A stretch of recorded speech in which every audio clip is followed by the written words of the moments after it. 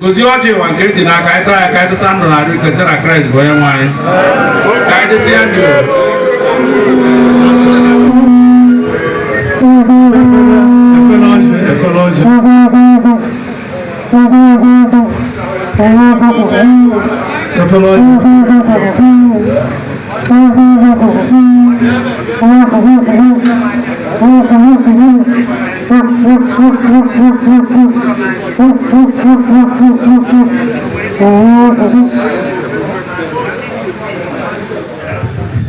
ife piji anyị na-akọwa bụ na igwe emego nke si eme igwe oke bụ anyị kelere gị na ngozi inyere anyị ọ bụrụ na ndị ọcha kwa akpọ ya royal blessings. Ogbuni ka ekene m unu daalụ na ọjị daalụ na n'ezi nnabata ibe onye Igbo ji anabata onye Igbo ibi ya bụ ọjị unu emego nke a daalụ unu rie nne ọya abalị unu eme tata ibe eji ama obodo unu ga-eme welie mara ebe anyị ekene m unu. Your Royal Majesty, High Pidgin, biko ebe a gbagoro ọjị a sịkwa na agụghị ụzọ na agụghị ego ọnụ. Chief Host anyị bụ President General Akụnaobi mana chairman onye isi ndị nze bụ ọnwụ ka oyi mmadụ ọbụ ịkpọkọsị ndị mmadụ tata ọ bụ ikere ofe mgbe eji achị ya kwende so biko kene ya gwa ndị ọra na eze ibe niile bịalụ nkọ ibe iji wee gbaa anyị na ebumnobi na ibe bụ mmasị na ibe ịchọ ekele m unu.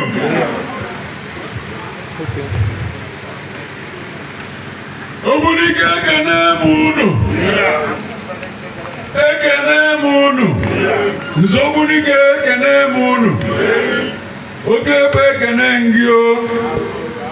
Pidgin Akụnaobi ekene ngị. High Chief Ifeadigbo ọ senior brother ka ebu. Ọkụzụ ekene m unu. Ọkụzụ ekene m unu. Nnamdị ekene m unu. Nnamdị ekene m unu.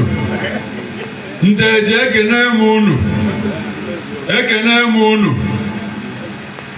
Ụmụnye ekene m unu. Ekene m unu. Ekene zuwe m onye ọbụla nke onye tinye zero afa m bụ Nze Ugoakpe Onwuka oyi na oyi. Ife anyị na-eme tata bụ ife obi aṅụrị nke bụ eziokwu bụ na edere ya n'oyibo mana mma asụzi ya n'Igbo ka o wee banyesi ya n'ife a na-eme. Eji m nnekwu obi aṅụrị wee na-anabata ndị niile bịa ebe a taa. Ana m ekwu na ọ ga-adịsịrị anyị na mma. Tata bụ ụbọchị obi aṅụrị ọ bụrụ ụbọchị ntụkwụwa ọnụ.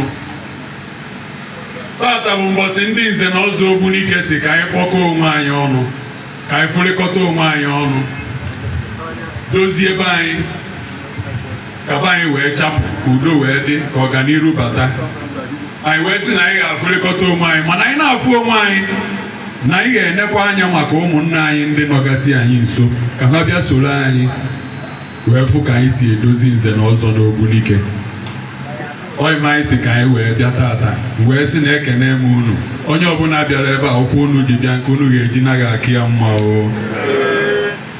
Ihe eji maka ya gbakọ taa asụọ ya n'oyibo all the place and role of ndị nze na ọzọ in building a stable and peaceful society. Ịgbarie ya n'oyibo ọ bụrụ ọrụ na oke ndị nze na ọzọ n'obodo ọbụla ime ka a na-ewube na-egosi na-edozi ntọnaanị ga-eweta udo ọganiru n'obodo ịkwụrụ chi. Anyị wee sị n'ọrụ dịrị nze ka ọ bụ maka na ndị nze na ọzọ bụ ndị eziokwu. A sị na nze nwe okwu ihe eji ekwu na nze nwe okwu bụ na nze pụta kwuo okwu ịmalụ na eziokwu ka ọ na-ekwu nze ara atụ ntụ. Anyị wee sị na tata ka anyị na-ene anya n'oke na ọrụ adịrị ndị nze na ọzọ, ka anyị dee-echezọkwa na ife dịrị anyị. Enwe ụmụ anyị ndị na-eto eto, ndị na-eso anyị n'azụ. Biko nụ, ka uche anyị dị ya, ka anyị nwee ike ka ndị nke nagoro ana, ndị ichie wee gbadoro anyị anya, ka ha na-anụrụ anyị ebe a ka anyị na-anụrụ ha na be mmadụ. Anyị wee sị na nke ọzọ dị ka ibie bụ na anyị si ka anyị gbakọta, ka anyị tụọ alo, ka anyị marụ ka anyị ga-esi wube opi ndị nze Ogbunike. Opi ndị nze Ogbunike anyị na-ene anya ga-abụ ebe a ga-enwe cultural center, Ogbunike Cultural Gallery. Unu mana anyị nwere rich historical background jikọtara anyị na Nnamdị, Ụmụeri, Ọkụzọ na ndị ọzọ gbara anyị gburugburu. Ọ dị mma ka anyị nwegasị ihe ịrịba ama ndị dị na mgbe gagoro aga, edewesị ya wee dị ya na-akpọchi uche ụmụ anyị azụ, ka ha wee maa na ntọnanị anyị dị mkpa. Maka na ntọnanị anyị bụ eziokwu, ntọnanị anyị bụ ịgba mbọ, ntọnanị anyị bụ ịkwụwa aka ọtọ, ntọnanị anyị bụ onye agha na nwanne ya. Ọ bụrụ na anyị nwee ike chịkọtasị ihe a in the nearest future, o nwere ka a ga-esi na-echezozi the history of our people, the culture of our people. So this center is a very central strategic place na the life of Igwedo especially. Mme deviate kita, but mgbe mmemme little expansion on the project, mmegwugwo okwu maka ya, a sị m na ọ ga-adịrị unu na mma dịka unu niile gbakọta ka unu nyere anyị aka. Olise bi n'igwe ga-agbakọkwa ebe ọbụla o si akpa onye ọbụla bịara ebe a, nyere anyị aka, gboo mkpa anyị, duba anyị, chebe anyị ka o si wee dị. Nke onye chi ya zelu, nke onye si echebi anya chebi ya dị mma. Ihe anyị kwuru bụ na be anyị ga-adị mma. Onye ọbụla kwudoro ndị nze Ogbunike tata, Chineke na ndị anyị ga-akwudoro ya. Ekene m unu, ekene m unu.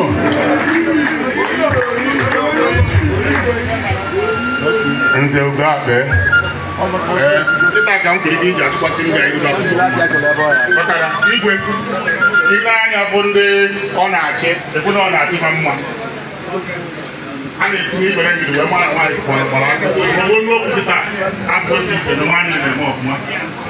Isi ike ịgogo ego imegonu ka o si wee ka nwa ya ekwue naanị n'ọzọ na-ekwu n'ọdụ ma ga-enye anyị ndị ego na-akpọ keynote, okwu mgbalite ume, okwu mgbọrọgwụ.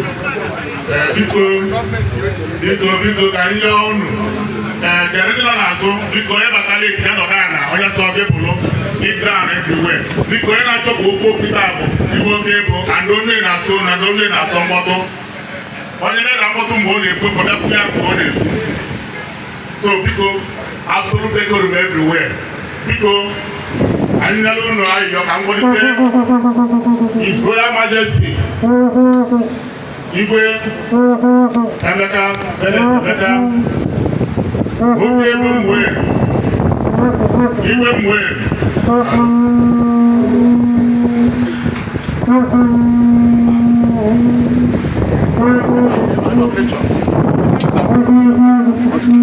ọchị pụta n'ebe ị nọ.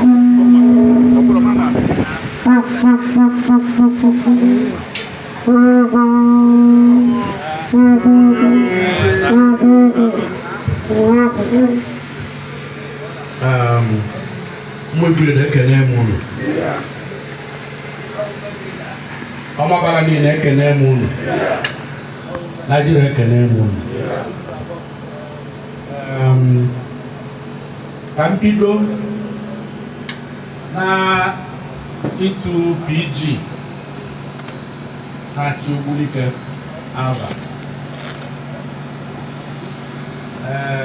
wee na-ekwukwe na o nwere onye anyị nọ n'obi ya taanị, mana n'ụzọ ka akara aka si wee dị na ọ nọrọzi ya, mana anyị na ya merikọrọ iberi nne. Ọ bụrụ ọkpara Igwedo bụ eze Ogbunike, mgbe na-ekwu ka anyị kwụọ n'ọtọ for 1 minute ka anyị wee lute Igwe Ogbunike gara aga.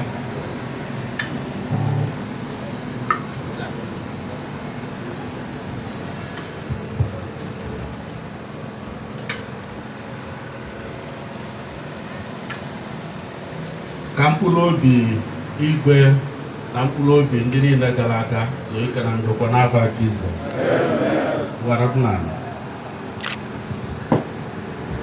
Wee na-etukwe the chairman of Nze na Ọzọ Ogbunike bụ Oyi of Oyi n'Ogbunike. Agbara mmanya na Oyi of Oyi nke nwụrụ anwụ ọnwanne ka abụ ọnwanne ka abụ ọwesị ka ọ zawa ahụ ya maka o nwere Oyi of Oyi anyị maara n'ọgbakọra niile na Naịjirịa niile, mana ọ bịa sị m na ọnya maka onye ebe anyị si dị tubie ọkwadị ka o si dị. Oyi of Oyi n'Ogbunike, ana m ekele gị.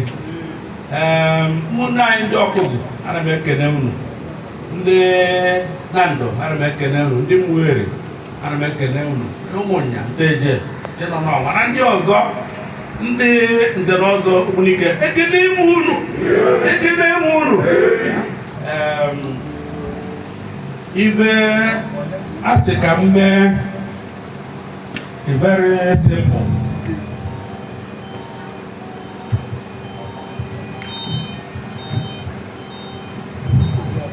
Akọrọ ya the place and the role of Nze na Ọzọ in building a stable and peaceful society. Nze na Ọzọ n'obodo dị mkpa isie mkpa ike maka na ogwu osisi a na-emere abụọ.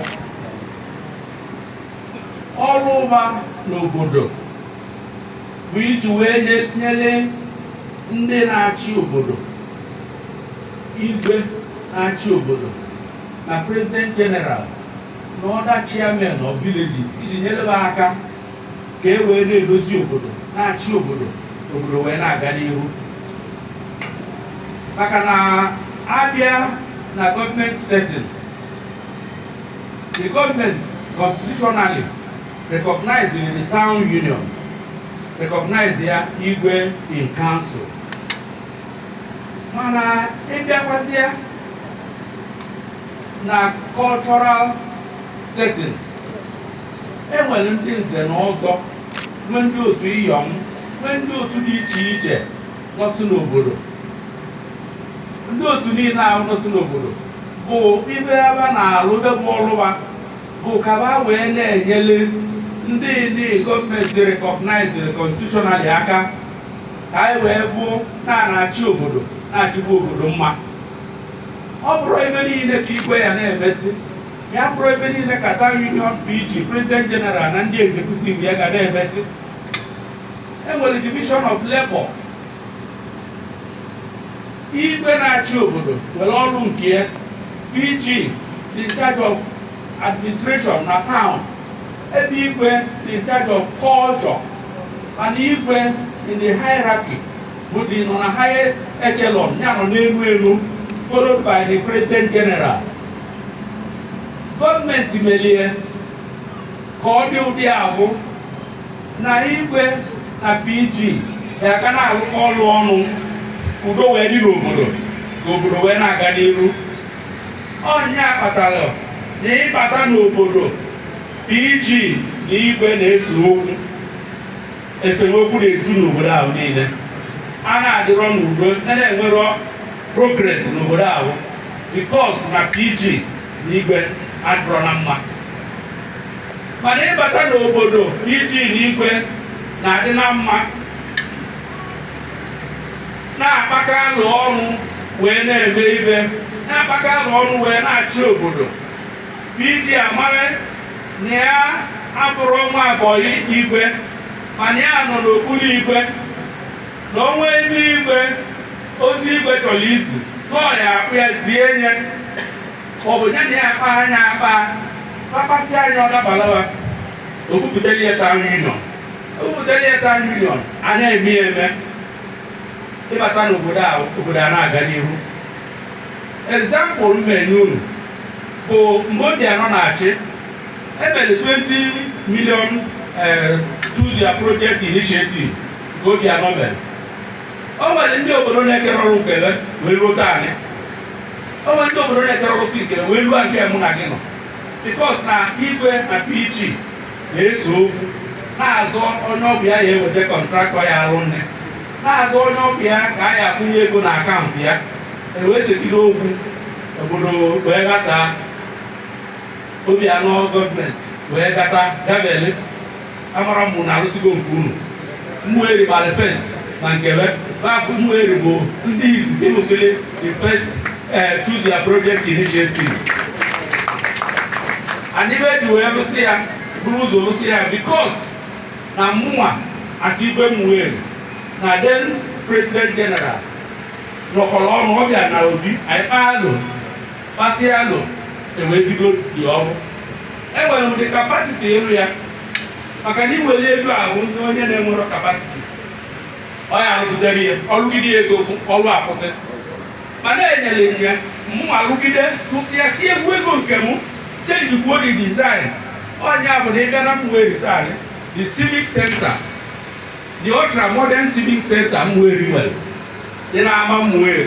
Ọ bụ nwa rụrụ ya and ebe gọọmenti wetara 18 million a na-akpụ ya 20 million mana iwepụsị tax ọbụrụ 18 million mana expending over 30 million wee rụọ ya ịbata mịta the place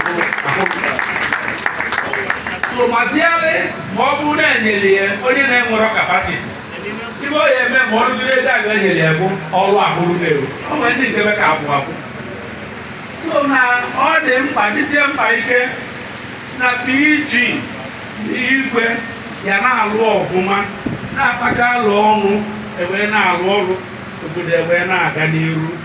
Eri ndị nze na ọzọ on their own part ga na-enye n'igwe aka culturally. Onwe ibe a ga-eme ndị kabinet igwe nọ quite alright mana dịka nsogbu ekwu na-ekele ọlụ eke. O nwere ụdị ọrụ ya na-ata n'obodo igwe akpọ ndị kabinet ya si nke ndị mee ebe ndị jụọ ese ndị jụọ ka a esi wee mee ebe nke ya ga ọ dapụta akpọ ndị nze na ọzọ. So by extension na chairman nze na ọzọ na ndị nze na ọzọ niile kwesịrị ka ha na the town union na-arụkọkwa ọrụ ọnụ n'igwe in council na-arụkọ ọrụ ọnụ. Ibe eji arụkọ ọrụ nwe ọnụ bụ ka udo wee bata n'obodo, ka ọganiru wee bata n'obodo, ka mmepe wee bata n'obodo. A na-egusikwa dị ka mmadụ kasị ebe gata unu pụọ n'aka na mmadụ na-ekwu okwu nwere okwu dị nka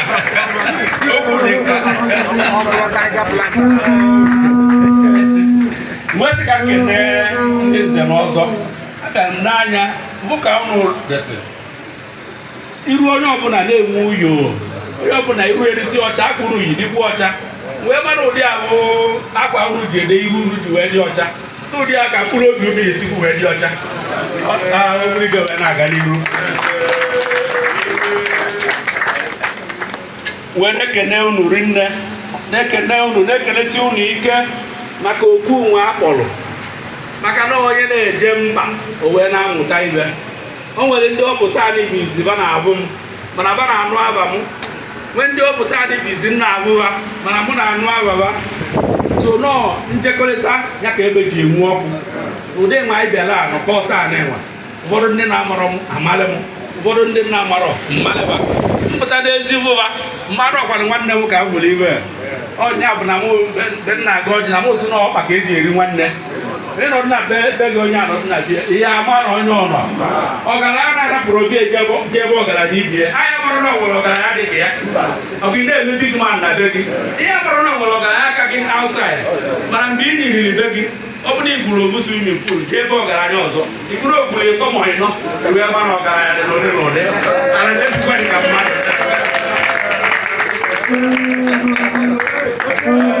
Chairman ndị nze na ọzọ ana m ekele gị rinne maka ka isi wee bịa wee chuzuo m sị ka bịa deliver this keynote address.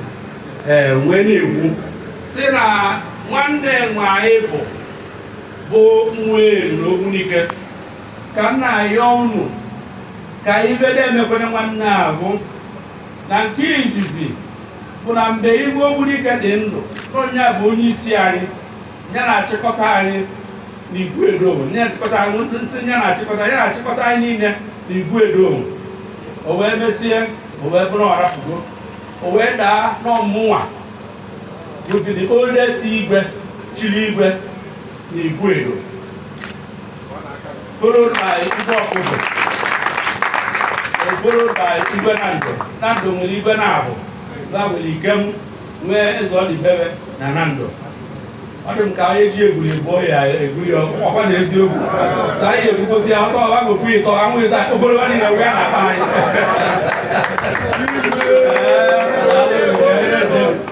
So biko na Igwe Ogbunike echibe ikpe nchi igwe na Ogbunike dị ọmabara niile mkpa, dị Naijiria niile mkpa, dị Anambra steeti mkpa, mana amaala m na ichi eze a na-adịrụ obere maka na ya mkpa togolo n'ime dị n'igwe.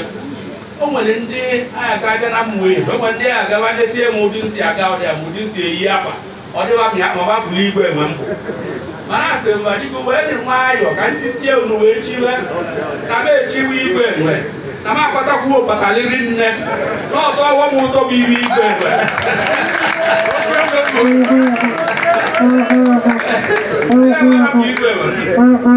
Onye n'ọtọ ọgbọ m ụtọ so na ndị mmadụ abụgo ibe n'igwe ọ bụrụkwa so oriri ka a na-eri n'igwe abụgo dị ya rikwere nne maka onye na-atụ gangam na ya abụ eze. O nwere onye na-agụ egwu na be anyị na-asị onye ya echi eze ihe emekwa ibe eze na-eme onye ya echi eze ibe dị ya rikwere nne onye ya bụ eze ihe emekwa ibe eze na-eme onye ya bụ eze.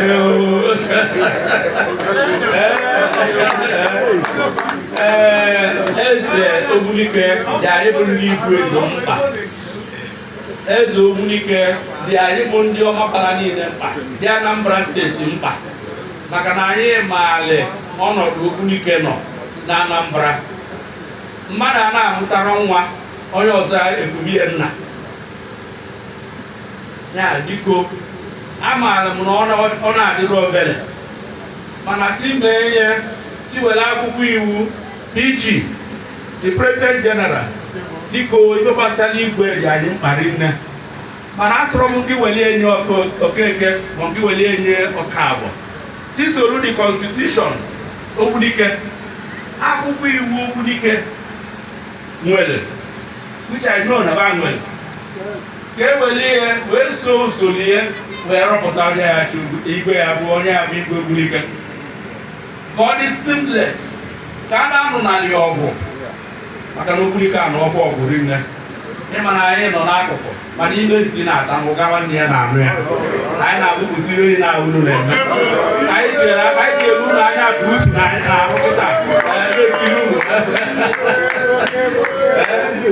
iwe na-ayọ unu biko anyị batara n'Ogbunike bụ na abụ igwe n'azụ amịna ya bụ onye Olise nọ n'azụ na ogologo ezi chiri echi o nwere ebe a bịara nwe ebere gosulo maka ọdịgọbụ ndị na-agba akwụkwọ na akwụkwọ anyị wee na-asị biko development abatago n'Ogbunike ọ bụrụ ụdị ọ dị mbụ ka ọ dị kịta, and that development ebe anyị chọrọ ka a na-enwe more development every year every day. Ogbunike na-edevelop, Anambra steeti a na-edevelop, Ọmambala a na-edevelop, Nigeria na-edevelop. Kedu maka Ogbunike kevu ka enwere mgbe ahụ ọ dịzikwa ebe a bụ ebe anyị aga nnọdụ unu rọtin tak ka anyị esi wee revive ọnya unu abụrụ agụrụ lake ka obi anọpụtara wee meghee nye bịa lụọ họteelụ n'akụkụ ya o wee pụta ibe bụ agụrụ ndị mmadụ na-ejezi na-alarị ya. So similarly na-ede proposal to gọọmenti. Ọ bụrụ ọ mara ọ bụ onye na-achị anyị bụ prọfesọ Charles Chukwudi Soludo, mana ọ prọfesọ ka ọ bụ ọ na-agụ history mara ebe a na-eme. Ọ bụrụ ọ mara na enwere Ogbunike Cave in ancient Ogbunike Cave, ede proposal wegelie ka ọ revive ọnya, maka na ọ revive ọnya ọ ga-enye aka na-ewetara Anambra steeti ego, na-ewetara Ogbunike ego, na-ewetara Ụmụigwede ego, maka na ọnyanwa bụ tourism a na-ekwu. Ndị ọcha bịa ma na-abịa nkiri na-ekwu ma na-abịa na-elele a na-eme ebe dị iche iche, maka na Ogbunike Cave anyị apụta ụwa na-anụ maka ya. And ebe anyị pụtara ụwa na-anụ maka Ogbunike Cave, anyị onye ekporokwana egbo n'anya anyị nwa kama anyị hụ ya ka e developụrụ ya, a na-abịazi na-ekiri ekiri. So ebe a bụ one of the topic ji wee bịa. Nke dịkasịrị m mkpa bụ igwe ndị nze na ọzọ unu nye aka rinne na-akwado union na-achị unu na executive na-achị unu, maka na ọchịchị dịkwa avụvụ, mana onye nọdụ n'akụkụ ọ dị aka ya sị na ọ dị izi. Ọ bụrụ na unu akwadozi chairman unu bụ oyi, ịma na ọgbaghara ya adị na executive ya, ọgbaghara adị na nze na ọzọ, mana ọ bụrụ na unu akwadị ọ dị ka ya sị na ọchịchị na-atọ ụtọ rinne, maka na pasenja na-achọka mgbochi pasenja na-achọka bụ na pasenja pụtara. Ọ bụ na pasenja apụtazi onye jepụta mmadụ n'ụlọ na chairman na-achịka bụ na unu na-enye ya nkwado. Ọ bụrụ na ezie nkwado, ọchịchị ya na-ada ịbọkwa. So mgbesị ka bido na ọ dị mkpa rinne unu na-akwado dị chairman, unu na-akwado ndị nye na ya na-achị badị na-adị n'udo na-akpata alụ ọnụ. Ndị chairman enwere onye na-adịrọ mkpa n'obodo, enwere onye na-adịrọ mkpa na organization abụ nze na ọzọ. Ebe ahụ onye na-akarị onye ọbụla along. Ndị be anyị si etigbuo nwatakịrị olulu na-arụ igosi emume enye, maka na ibe na-ekpose organization bụ accountability. Ọ bụrụ na enwere accountability, ọ na-eso na-eme na-enyo chairman abụ, na-enyo ndị na-achị ọchịchị na amụrụkwa na ego nwebatara ebe dịka ebe ma a na-emeta anịnwa. Ọ bụ na emesie enye onwe ka ọ kpọọ ị nwetara mee enye ka ọ dị open to everybody, ede ya n'akwụkwọ ọba enu onwe expenses emere mee ya ọba enu, maka na ọ na-ekposekwa organization. Akụkọ nwe organization na-aga ọmụma emesịrị ana launching ọgbasa kedu ibe na chairman olili ego na chairman nọ mere nke bụ nọ mere ọzọ, mana ọ bụ na ịdị transparent gbalụ onye ọbụla ibe niile na ị na-aka ị na-agbawa nekwa ebe m na-eme onwe nke anyị alụ unu kpa anya akpa n'ime onwe unu wee na-abịa wee na-eme ya. Ọ ya eme this organization adị ndị mmadụ abụ ya enwe ike ibu unu mere na-abata more and more, emegidezie ọkalizie nụrụ ya ara ọ bụla ejibu kọba abata tiezie ego ọbụla atọ. Ọ bụrụ ọkali aka na osikwo mmadụ abatazi na nọmba unu nwere azi otu olu unu ya biko, mana mmadụ aka mere azụ mgbakọ eme ihe ka ọ tọba ụtọ wee na-atọ ụtọ.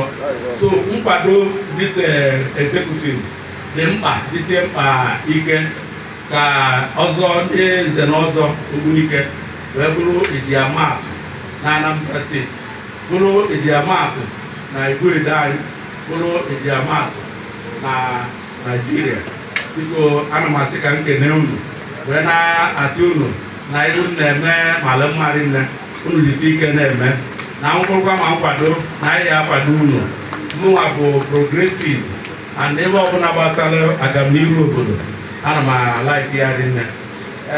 Mgbe a bịara ka agwa m na mụ ya abịakwu okwu, edo m nọọsụ okwu ka m na-abịakwu, ọ na-abụgo m na chairman kwụ m tịkwale ntị ya ọtọ n'anya ka ọ mara ebe m na-ekwu maka ama m na ọ bụrụ ọsọ okwu na onye ezigbo Ogbunike bịa m wee na-ekwugburu onwe m n'okwu kama na ọmaala abụ ogbe progresiv mana nkwụsịkwa okwu na m na-emekwu ire eme na o nwere oge m gbara ọsọ pụ wee na-ekele uru wee na-asị na m ihe ji 1 million wee sọpọtụ ndị nze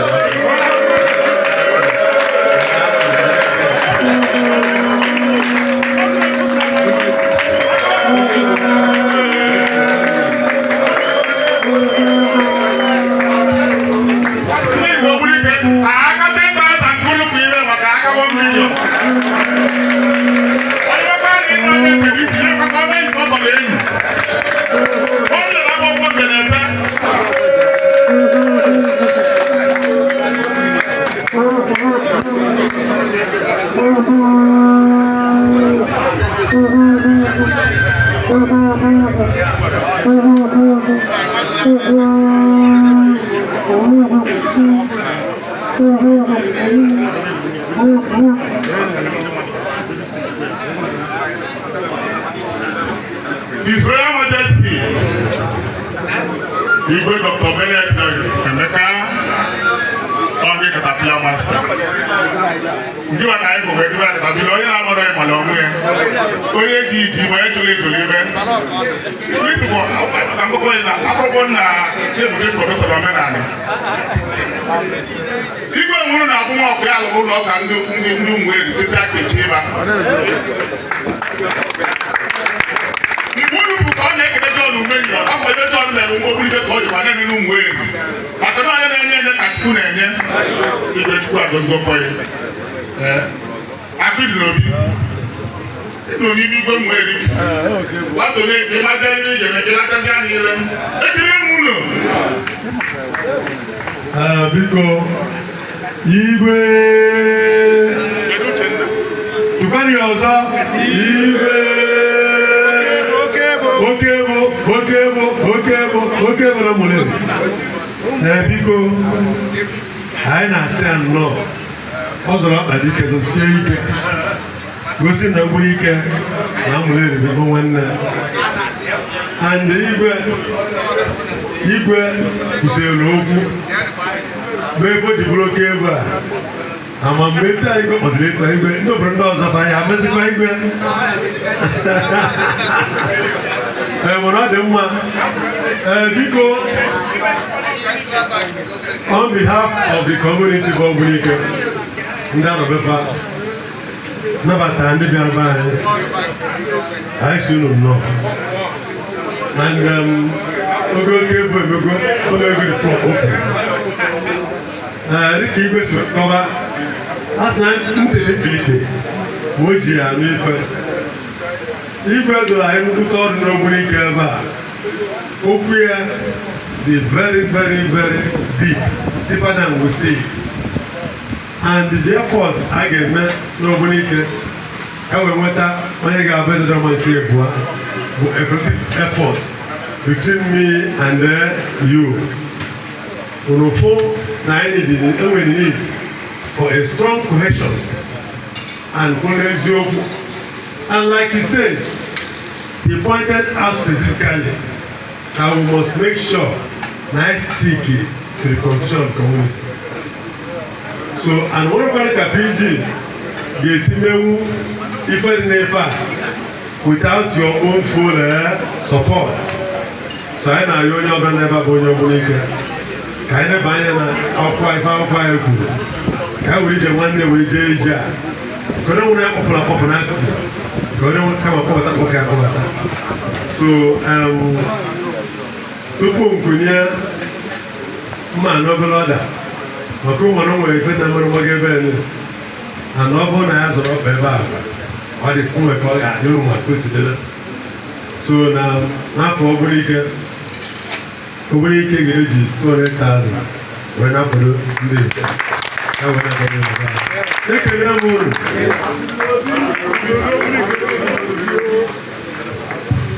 IPG, thank you very much. Biko kụọnụ na aka na ibe abụrụ n'obere ego. Obodo akwụkwọ bụ ebula mwụsụ. Ọ bụla tụọ ndị alibere mfe bụ otu ọkụ ogbe nye mfe ya. Ekele m unu. Biko, iji ekwusigo okwu wee kelee Igwe Ụmụeri. And anyị ga na-enye microphone a but ọnọdụ in any order. And biko unu mana ebe ugo abịa na ndị otu nzukọ abịa kwuru na 4 o'clock na ahịa akwago ngaji n'eze. Mana ụna mụgo ka o si dị na akụ akụgo. na ana m arịọ ndị nọ na tebụl biko udo akpe ịmalite dị na ndị otu idebe na-akpọ atanya ka a na-akwụ n'ọnụ maka nwe ntị oge ma igwe kwuriri na okeshọn ahụ ndị igwe kwurisiri ebe a okeshọn ahụ ụlọ ka enwe ebe a ga-enye eri ga akwụ isi anya nta ahụ akwụ ya oke emeghị agbarụkwanụ ka ndị bụ ụmụ ya nwunye nwoke anyị abịa m nkọ obìnrin bọ́ ya ìwúlẹ̀ ya nzọ gbogbo wa ịnọ mmanụ ekwu onyonyo na-ekene anyị n'alụ.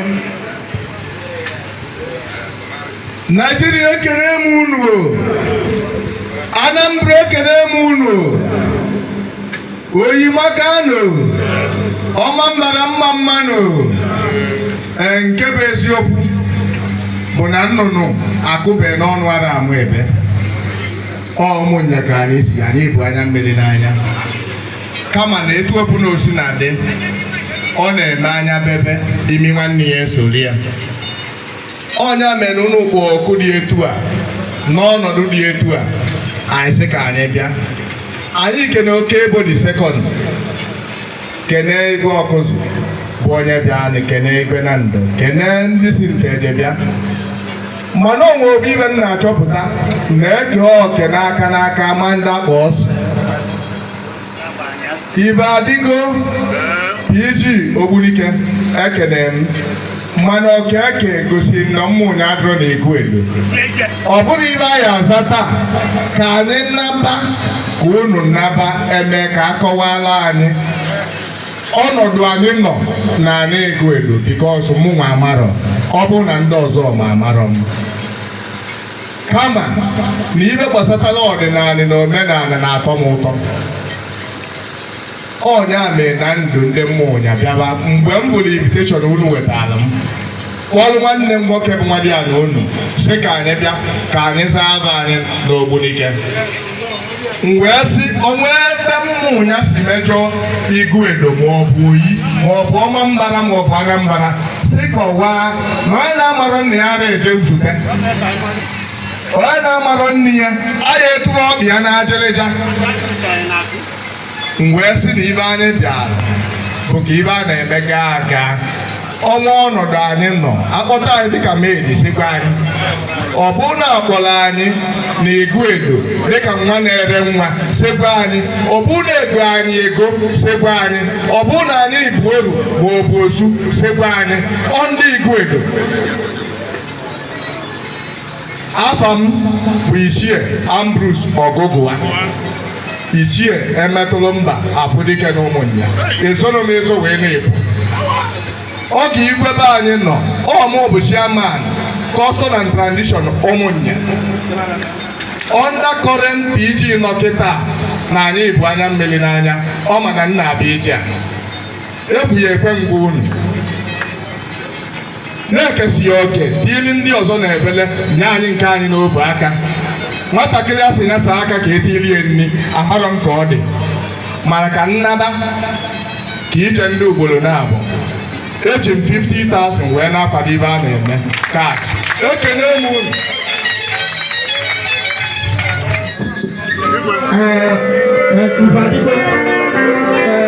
enwe n'iwe ka na-esọpụzi ụlọ nwa obere